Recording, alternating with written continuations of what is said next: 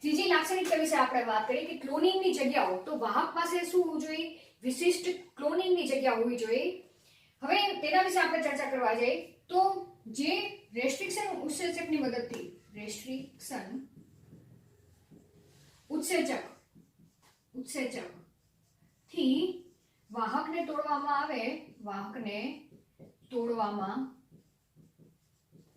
આવે તો તે ઉત્સેચક માટેની ઓળખ જગ્યા, બરાબર, ઓળખ જગ્યા કેવી હોવી જોઈએ? માત્ર એક જ હોવી જોઈએ. હવે આ શબ્દનો મતલબ આપણે ચર્ચા કરી કે શું કહેવા માંગે છે કે જે પ્લાઝમિડ છે, બરાબર, ફોર એક્ઝામ્પલ આ પ્લાઝમિડ છે, વાહક છે, હવે તેને જે ઉત્સેચક દ્વારા કટિંગ કરવામાં આવે તો તેના માટેની ઓળખ જગ્યા માત્ર એક જ હોવી જોઈએ વાહક પાસે. ને એટલે કે મારો ફોર એક્ઝામ્પલ અહીંયા PVU1 દ્વારા કટિંગ કરવામાં આવે તો તેની ઓળખ જગ્યા અહીંયા છે, બરાબર, મેં તમને સ્થાન દર્શાવ્યું છે. હવે તેના સિવાય બીજી ક્યાંય હોવી ન જોઈએ, કારણ કે એક જ જગ્યાએથી કટિંગ થવું જોઈએ વાહકને અને તે જગ્યાએ તમારું વિદેશી ડીએનએ ને જોડવામાં આવે. પણ જો એક કરતાં વધારે ઓળખ જગ્યા હોય, ફોર એક્ઝામ્પલ અહીંયા પણ હોય તો શું થાય? વાહકના ટુકડા થઈ જાય વધારે, અને ટુકડા થઈ જાય તો તમારું વિદેશી ડીએનએ ટુકડો તેમાં તમે ફિક્સ કરી શકો નહીં. તો એક આ તમારે ધ્યાન રાખવું પડે. હવે તેના સિવાય જોવા જઈએ તો ફોર એક્ઝામ્પલ આપણે હવે ઉદાહરણ તરીકે તમારે આપણી એનસીઈઆરટી બુકમાં આપણે શેનું ઉદાહરણ જોવાનું છે? PBR 322 વાહક વિશે આપણે ચર્ચા કરવાની છે. PBR 322 આ એક પ્રકારનું પ્લાઝમિડ છે, બરાબર, પણ આ પ્લાઝમિડ કેવું છે? આર્ટિફિશિયલી પ્રિપેર્ડ પ્લાઝમિડ છે કે કોઈ બેક્ટેરિયામાંથી લેવામાં નથી આવેલું, પણ પહેલી વખત સૌપ્રથમ જે આર્ટિફિશિયલ પ્લાઝમિડ બનાવવામાં આવેલું છે તેનું નામ છે PBR 322. P એટલે કે પ્લાઝમિડ અને BR એટલે કે તેના જે વૈજ્ઞાનિકો છે એ વૈજ્ઞાનિકોના નામને આધારે શોર્ટ ફોર્મ તરીકે BR લખવામાં આવેલું છે, બરાબર. તો અહીંયા તમે લખી શકો કે ફર્સ્ટ આર્ટિફિશિયલ પ્લાઝમિડ છે આ. હવે તેની લાક્ષણિકતા આપણે જોઈ લઈએ, એ તમને અહીંયા સ્પષ્ટ આપેલું છે. MCQ માં પણ તમને આ ડાયાગ્રામ તમને પૂછી શકે. ચલો આપણે ચર્ચા કરવા જઈએ કે આ પ્લાઝમિડ છે એ પ્લાઝમિડમાં કેટલા ઉત્સેચકો માટેની ઓળખ જગ્યા આવેલી છે. તો અહીંયા તમે ગણી શકો કે ઇકો R1 આ બધા જે બહારની સાઈડ લખેલા છે નામ, એ બધા રિસ્ટ્રિક્શન ઉત્સેચકોના નામ લખેલા છે અને તેના જે એરો જે જગ્યાએ પ્લાઝમિડમાં દર્શાવેલા છે તે તેની ત્યાં ઓળખ જગ્યા છે કે તે જગ્યાએથી તે પ્લાઝમિડને તે શું કરે છે? કટિંગ કરે છે, બરાબર. તો total eco R1, CLA1, HIND 3, BAM H1, SAL1, PVU2, PST1, PVU1, બરાબર. ટોટલ 8 રેસ્ટ્રિક્શન ઉત્સેચકો જે આ પ્લાઝમિડના જે તે સ્થાન પાસે તેની જ્યાં ઓળખ જગ્યા છે ત્યાં દર્શાવવામાં આવેલા છે, બરાબર. કઈ રીતે યાદ રાખશો કે એક રીજન છે, એક જગ્યા છે પ્લાઝમિડમાં જ્યાં કે એક અમારો કે ફોર એક્ઝામ્પલ આ જનીનનો ટુકડો છે, ત્યાં 3 ઉત્સેચકોની ઓળખ સ્થાન આવેલા છે. કયા? ત્રણ રોમન લેટરથી દર્શાવવામાં આવેલા છે, બરાબર. ઇકો R1, CLA1 અને HIND 3. એવી જ રીતના 2 પ્રતિ અવરોધક જનીનો આવેલા છે જે અંદરની બાજુ દર્શાવેલા છે, દેખાય છે અહીંયા? એમ્ફિસિલિન અવરોધક જનીન, ટેટ્રાસાયક્લિન અવરોધક જનીન. તો PBR 322 પાસે શું આવેલું છે ત્યાં લખી નાખો. 8 રિસ્ટ્રિક્શન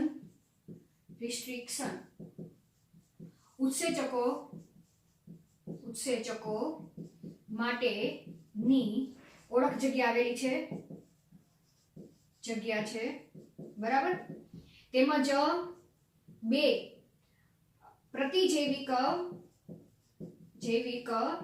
અવરોધક જનીન છે, અવરોધક જનીનો આવેલા છે, બરાબર. તેના સિવાય એક ORI સ્થાન પણ આવેલું છે, બરાબર. એક શું છે?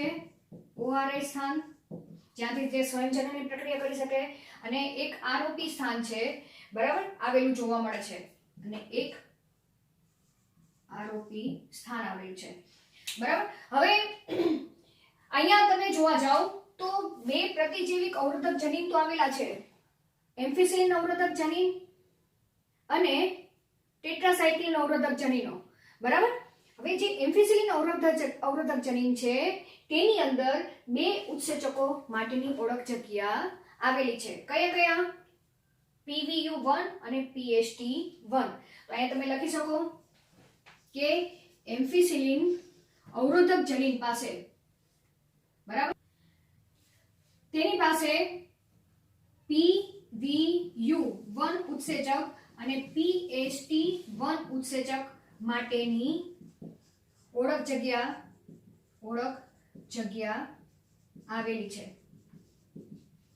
બરાબર. તો અહીંયા તમે લખી શકો કે એમ્ફિસિલિન અવરોધક જનીનમાં એટલે કે તેની અંદર, અહીંયા તમને સ્પષ્ટ દેખાય છે આખું આ અવરોધક જનીન છે તેની અંદર, એટલે કે જનીનની અંદર પણ અમુક ન્યુક્લિયોટાઇડનો ક્રમ એ આ બંને ઉત્સેચકો માટેની ઓળખ જગ્યા તરીકે વર્તે છે. એટલે તે જગ્યાએ જઈને તે શું કરે છે? કટિંગ કરે છે. એવી જ રીતના ટેટ્રાસાઇક્લિન અવરોધક જનીન છે, અવરોધક જનીનમાં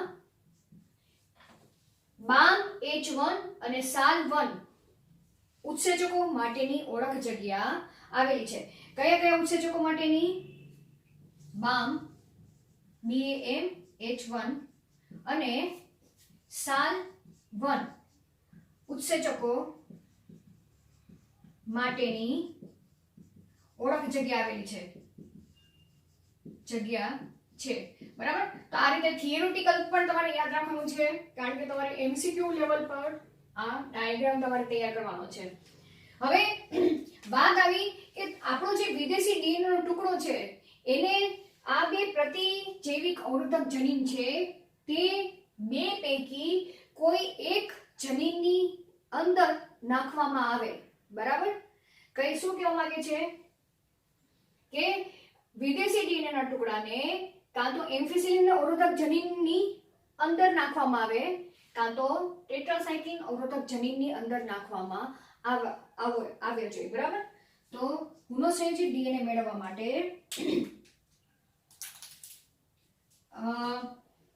વિદેશી DNA ને બે પ્રતિજૈવિક અવરોધક જનીન માંથી કોઈ એક જનીન માં શું નાખવામાં આવે છે, બરાબર. તો ઉદાહરણ તરીકે આપણી NCERT બુકમાં કયા જનીનની અંદર વિદેશી DNA ટુકડો નાખવામાં આવેલો છે? ટેટ્રાસાઇક્લિન અવરોધક જનીનમાં વિદેશી DNA નો ટુકડો નાખવામાં આવે છે. હવે અહીંયા નાખવું હોય આપણો વિદેશી DNA નો ટુકડો તો આપણે આ અવરોધક જનીન ને શું કરવું પડે? તોડવું પડે, બરાબર. તો એને તોડવા માટે અહીંયા શું આવેલું છે કે આ PBR 322 ને BAM-H1 ઉત્સેચક રિસ્ટ્રિક્શન ઉત્સેચક દ્વારા તેને તોડવામાં આવે છે, જેની મદદથી શું થશે? ટેટ્રાસાઇક્લિન અવરોધક જનીન તૂટી જશે અને તેની વચ્ચે વિદેશી DNA ના ટુકડાને જોડવામાં આવે છે, બરાબર. તો અહીંયા લખી નાખો શું કરવામાં આવે છે? BAM-H1 રિસ્ટ્રિક્શન ઉત્સેચક થી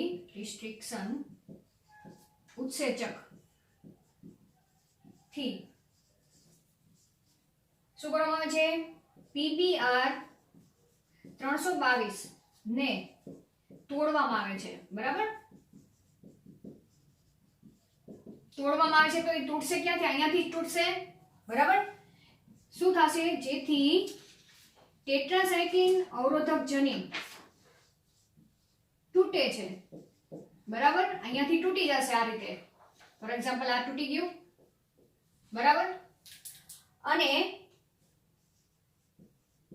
ત્યાં વિદેશી DNA ના ટુકડાને ને જોડવામાં લાઇગેસની મદદથી, બરાબર. કયો ઉત્સેચક અહીંયા આવશે? લાઇગેસ ની મદદથી જોડવામાં આવે છે. ખ્યાલ આવી ગયો?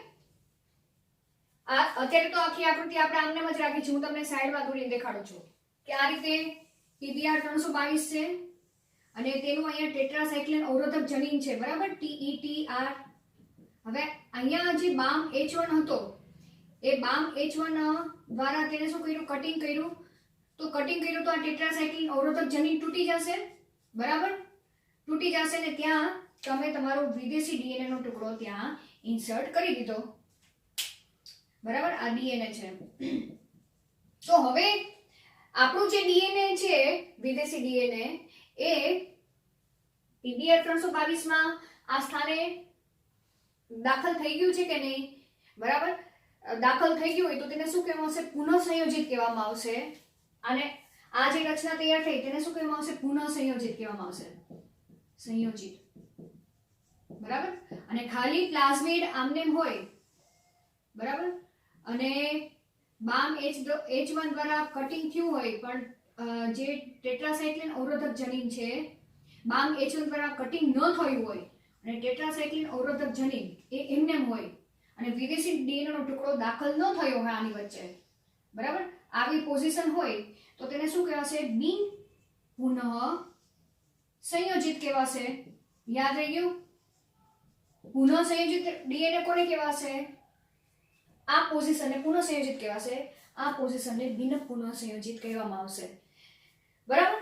અને કોઈ બેક્ટેરિયાની અંદર, પ્લાઝમિડની અંદર જ્યારે કોઈ જ પ્રક્રિયા નહીં થઈ હોય, માનો કે આ બેક્ટેરિયા છે, એક બેક્ટેરિયા આવા મળશે, એક બેક્ટેરિયા આવા મળશે અને એક બેક્ટેરિયા તેવા જ મળશે કે તેની અંદર કોઈ પણ પ્રકારનું પ્લાઝમિડ જ નહીં હોય, બરાબર. તો તેને અપરિવર્તનીય રચના ઘટકો કહેવાશે. અને કેવા ઘટકો કહેવાશે, અપરિવર્તનીય ઘટક કહેવાશે. અને આ બંનેને શું કહેવાશે, પરિવર્તનીય ઘટક, પરિવર્તનીય ઘટકો કહેવાશે, બરાબર. તો હવે આપણે તેની સ્ક્રીનિંગ વિશે ચર્ચા કરી કે કઈ રીતે સ્ક્રીનિંગ આપણે કરી શકીએ.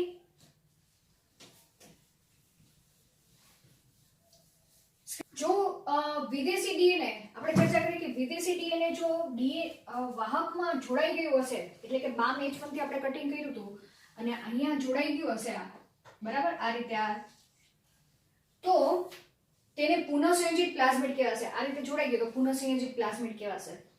પરંતુ તે પ્લાઝમિડમાં ટેટ્રાસાયક્લિન અવરોધક જનીન કેવું થઈ જાય છે, તૂટી જાય છે. કારણ કે જનીન અહીંયાથી ક્યાંથી, ટેટ્રાસાયક્લિન અવરોધક જનીન અહીંયાથી અહીંયા સુધી છે, બરાબર, આટલું છે.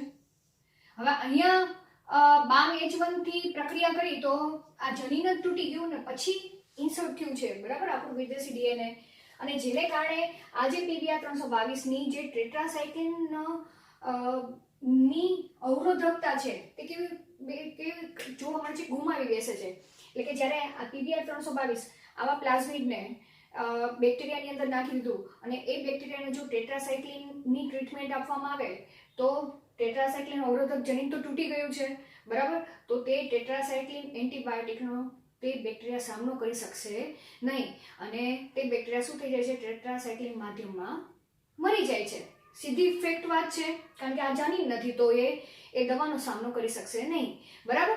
તો શું કહે છે કે ટેટ્રાસાયક્લિન પ્રત્યેની અવરોધકતા ગુમાવી બેસે છે.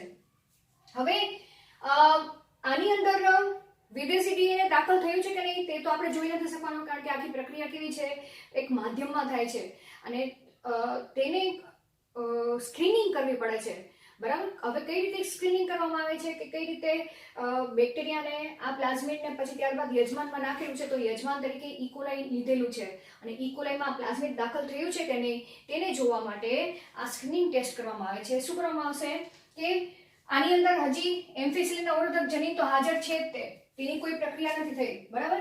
તો સૌથી પહેલા તો એ વાહકને બેક્ટેરિયા નાખી દીધું છે. હવે તે બેક્ટેરિયાને શેમાં ગ્રો કરવામાં છે, એમ્ફિસિલિનનો સમાવિષ્ટ માધ્યમ પર તેને શું કરવામાં આવે છે, ગ્રો કરવામાં આવે છે કે ઉછેર કરવામાં આવે છે. ફોર એક્ઝામ્પલ તરીકે આ પેટ્રી પ્લેટ છે, કાચની પેટ્રી પ્લેટ છે, તેની ઉપર અગારનું માધ્યમ નાખી દેવામાં આવશે અને આ પ્લાઝમિડ ધરાવતો જે ઇકોલાઈ છે તે ઇકોલાઈને શું કરી દેવામાં આવશે, આ પ્લેટમાં પહેલા તો એમ્ફિસિલિનની દવા નાખી દેવામાં આવશે. અગારોસ વત્તા એમ્ફિસિલિનની દવા, બરાબર, અગારોસ માધ્યમ છે વત્તા એમ્ફિસિલિન દવા નાખી દેવામાં આવશે અને તેની અંદર PBr3 આ બેક્ટેરિયા વત્તા સ્પ્રેડ કરી દેવામાં આવશે આ રીતે. તો શું થશે, બેક્ટેરિયા પાસે એમ્ફિસિલિન અવરોધક જનીન છે તે, બરાબર, તો એ બેક્ટેરિયા શું થશે, અહીંયા જીવી જશે. તો અહીંયા બે પ્રકારની કોલોની જોવા મળશે. હવે એવું જરૂરી નથી કે જે તમે આ જે પ્લાઝમિડ છે પ્લાઝમિડ બેક્ટેરિયમ નાખેલું છે તો દરેક બેક્ટેરિયાની અંદર આ પ્લાઝમિડ હાજર હશે એની શક્યતા નથી. તો સૌથી પહેલા તો આ ટેસ્ટ કરવામાં આવે છે કે રૂપાંતરણ થયું છે કે નહીં, એટલે કે આ પ્લાઝમિડ બેક્ટેરિયાની અંદર દાખલ થયો છે કે નહીં, આપણો પુનઃસંયોજિત પ્લાઝમિડ છે જેની અંદર DNA દાખલ થઈ ગયું છે, બરાબર. તો એના માટે એમ્ફિસિલિન ધરાવતા માધ્યમ ઉપર ઈ કોલાઈ ને સ્પ્રેડ કરવામાં આવે છે અને જે ઈ કોલાઈની અંદર આ પ્લાઝમિડ હાજર હશે તે જ ઈ કોલાઈ ની અહીંયા તમને કોલોની જોવા મળશે, બરાબર. જે ઈ કોલાઈની અંદર રૂપાંતરણ નથી થયું, રૂપાંતરણની વ્યાખ્યા આપણે આગળ ચર્ચા કરી ગયા, વિદેશી DNA યજમાન કોષની અંદર દાખલ થાય તો તેને રૂપાંતરણ કહેવાય. તો જો આ દાખલ થયું હશે તો રૂપાંતરણ થયું છે. જે બેક્ટેરિયાની અંદર આ પ્લાઝમિડ દાખલ નથી થયું, બરાબર, તો રૂપાંતરણની ક્રિયા નથી થઈ અને એવા બેક્ટેરિયા આ એમ્ફિસિલિન દવાની સામે કેવા થઈ જશે, મરી જશે. જેની અંદર આ પ્લાઝમિડ હશે તે જ જીવી જશે કારણ કે તેની પાસે શું છે, આ અવરોધક જનીન છે. એટલે તો અહીંયા શું કીધું છે કે સમાવેશ માધ્યમ પર રૂપાંતરણ ધરાવતા ઈ કોલાઈ જોવા મળશે અને રૂપાંતરણ ન પામતા ઈ કોલાઈ કેવા થઈ જશે, દૂર થઈ જશે, આપોઆપ મરી જશે. હવે એમ્ફિસિલિન યુક્ત માધ્યમ પર વૃદ્ધિ કરવા વાળા રૂપાંતરણો, એટલે હવે માનો કે આ વૃદ્ધિ થઈ છે, બરાબર, જે કોલોની તમને હવે મળી એની અંદર બેક્ટેરિયા ઘણા બધા હશે. હવે એટલું તો નક્કી થઈ ગયું કે એ બેક્ટેરિયાની અંદર આ પ્લાઝમિડ તો આવી જ ગયું છે, બરાબર, એટલે કે રૂપાંતરણ થઈ ગયેલા આ બેક્ટેરિયા છે, બરાબર. તો હવે વૃદ્ધિ કરવા વાળા રૂપાંતરણો પરિવર્તનીય ઘટકોને હવે ટેટ્રાસાયક્લિન માધ્યમ પર સ્થળાંતર કરવામાં આવે છે. હવે આ જે બેક્ટેરિયા છે એ બેક્ટેરિયા પણ પાછળ કેવા બે પ્રકારના જોવા મળશે. એક બેક્ટેરિયા કેવા હશે, બેક્ટેરિયા કે જેની અંદર PBr322 પ્લાઝમિડ હશે, આ એમ્ફિસિલિન રેઝિસ્ટન્ટ જનીન છે અને એક જનીન એવું હશે કે ટેટ્રાસાયક્લિન અવરોધક જનીન હાજર હશે, પણ તેની અંદર તમારો વિદેશી DNA નો ટુકડો હાજર હશે નહીં, એટલે કે બંને જનીન હાજર ધરાવતું હશે. અને બીજું એક બેક્ટેરિયા એવું મળશે આની અંદર કે તેની અંદર PBr322 પ્લાઝમિડ હશે, એમ્ફિસિલિન અવરોધક જનીન તો હશે જ તે, બરાબર.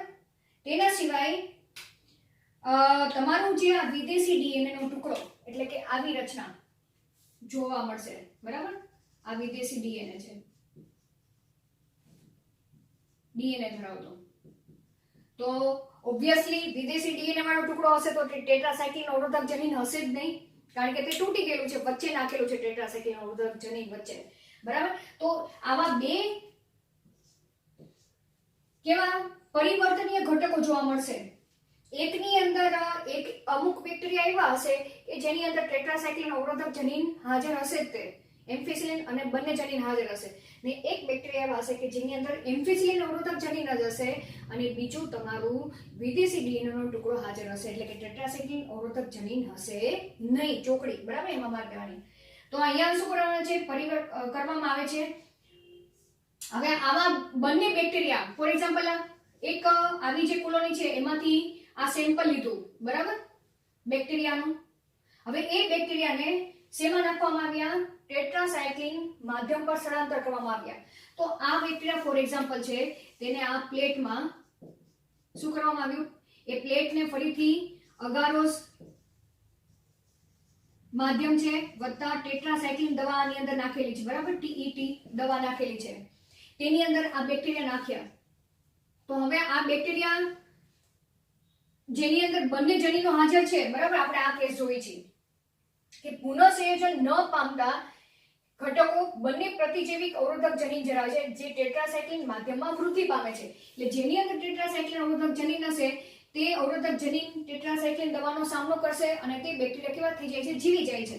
તો અહીંયા તમને જો આવી રીતના બેક્ટેરિયાની કોલોની જોવા મળશે, બરાબર, આવા બેક્ટેરિયાની કોલોની જેની અંદર ટી જનીન અને એમ્ફિસિલિન જનીન બંને હાજર જોવા મળશે.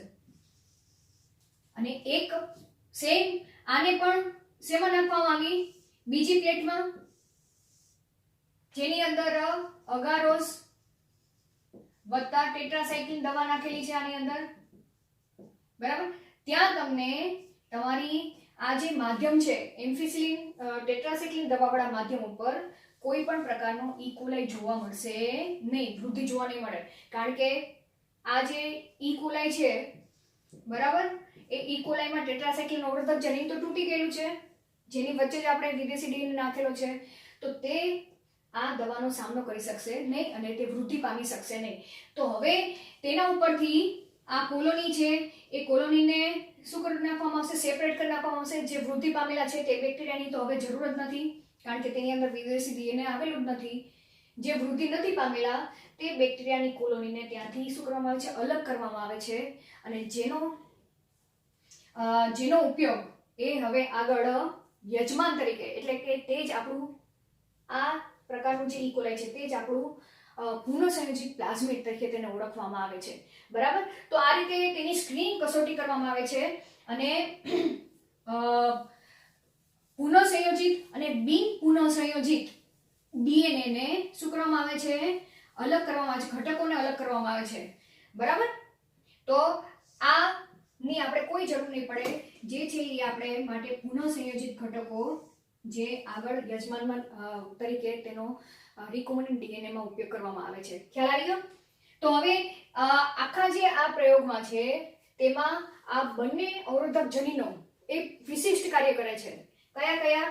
એમ્ફિસિલિન અવરોધક જનીન એ પરિવર્તનશીલ ઘટકોની પસંદગીમાં મદદ કરે છે અને ટેટ્રાસાઇક્લિન અવરોધક જનીન વિદેશી ડીએનએ ના ટુકડાના પ્રવેશથી શું થઈ જાય છે, નિષ્ક્રિય થઈ જાય છે. આ નિષ્ક્રિય થઈ જાય છે, બરાબર. અને પુનઃસંયોજિત ઘટકોની પસંદગીમાં અહીંયા દેખાય છે આ પુનઃસંયોજિત ઘટકોની પસંદગી થઈ, જેમાંથી પુનઃસંયોજિત ઘટકોની બિન પુનઃસંયોજિત ઘટકો દ્વારા તેને શું કરવામાં અલગીકૃત, મીન્સ કે તેની ઓળખ તમે કરી શક્યા, બરાબર, આ જનીનની મદદથી.